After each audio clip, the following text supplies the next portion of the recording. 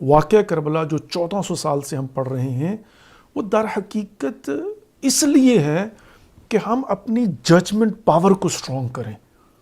تاریخ کے تناظر میں بیٹھ کر ہم یہ دیکھیں کہ کوفیوں نے کہاں غلطی کی تھی. مسلمان تھے اور حتیٰ ان کے اندر سلمان ابن سرد خدائی کی قیادت میں بہت بڑا لشکر جو صاحب شمشیر تھا اور جن کو جنگجو کہا جا سکتا تھا، وہ تھا کہ نہ فقط یہ کہ اس میں کوئی ڈاؤٹ نہیں ہے، نہ فقط یہ کہ وہ مسلمان تھا، وہ شیعیان حیدر قرار میں سے تھے. اب ان کے متعلق نہیں کہہ سکتے کہ وہ شیعہ نہیں تھے، وہ شیعہ تھے، لیکن انہوں نے کیا کیا ہے؟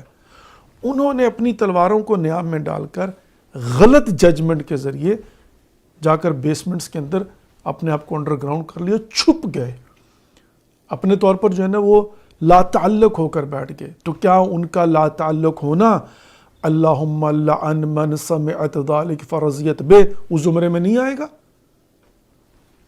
ان کے ایمان میں کوئی شک نہیں ہے، چونکہ بعد میں انہوں نے توابین کے نام پر جو نہضت شروع کی، جو موومنٹ شروع کی، اور اس کے اندر اپنی جانوں کی قربانیاں پیش کر دیں، جس کا مطلب تھا کہ یہ تو انہوں نے ثابت کر دیا کہ ان کو جان پیاری نہیں تھی، ان کی ججمنٹ غلط تھی، وہ صحیح وقت پر صحیح فیصلہ نہیں کر سکے، وہ پہچان نہیں سکے حق کیا ہے باطل کیا. اور بائی دا وے عزیزان محترم، یہ کبھی ایسا نہیں ہوا کہ آپ یہ سمجھتے کہ بلیک اینڈ وائٹ 2+2 4 کہ جناب ایسے پتہ چل جاتا یہ حق اور یہ باطل. اگر ایسا ہوتا تو پھر ازل سے لے کر آج تک یہ جو حق و باطل کی جنگ ہو رہی ہے بڑا آسان ہو جاتا ہے پہچانا کہ یہ حق ہے اور باطل ہے.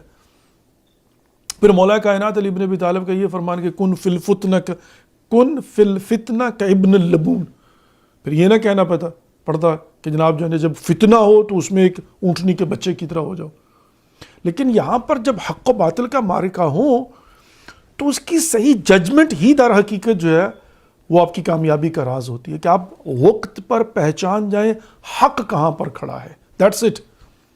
اور اگرچہ یہاں پر کرائٹیریا بتا دیا گیا ہے، الحق مع علی و علی مع الحق، حق علی کے ساتھ ہے، علی حق کے ساتھ ہے، بلکہ یہاں تک تھا کہ اللہم ادر الحق حیث ما کان علی، کہ جس طرف علی مڑے حق اس طرف موڑ دینا.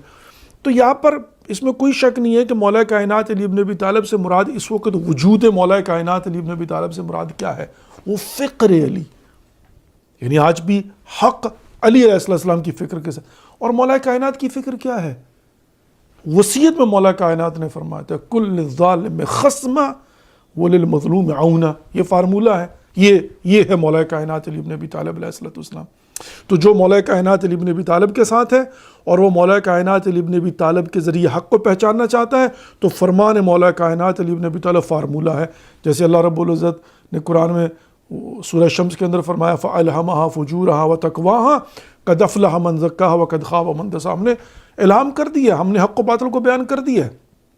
اب جو حق کے راستے پر چلے گا، پیوریفائی کرے گا اپنے آپ کو، تو وہ جو ہے وہ کامیاب اور کامران ہوگا، وَإِلَّا ناکام ہوگا. تو یہاں پر بھی آ کر ہم جو ہے نا وہ دیکھتے ہیں کہ حق کا فارمولہ دے دیا گیا ہے مولا کائنات علی ابن ابی طالب علیہ السلام نے کہ جہاں پر ظلم ہو رہا ہو، ظالم اگرچہ آپ کا بھائی کیوں نہ ہو اس کی مخالفت کرو، اور مظلوم اگرچہ آپ کا ظاہری طور پر دشمن کیوں نہ ہو، کافر کیوں نہ ہو، اگر وہ مظلوم ہے تو اس کی حمایت کرو. اب ہر کوئی کہے گا کہ آقا ہم بھی تو یہی کرتے ہیں.